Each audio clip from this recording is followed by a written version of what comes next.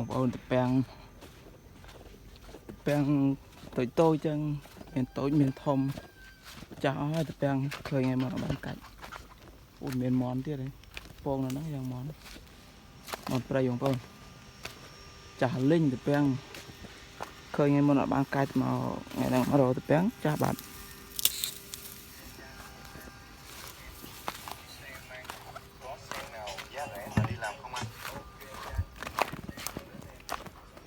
này này mùi tiền này to ta bàn ta bay buôn mà sao lo nè bay nè tùy bóng con này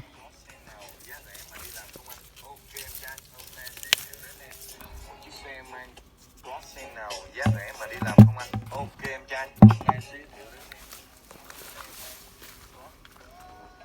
này là càng trăng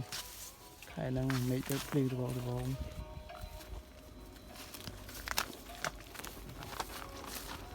như này hiện tại đang play vậy cái bằng Cách ra hả? cái bằng cái này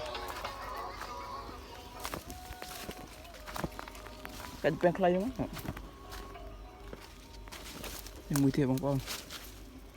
đó ok pi mua chả ở linh cạnh bàn trông chẳng bằng con khai năng viêm tơ miền tập bèn lo thế về mình là tập bèn này như này tự đông rồi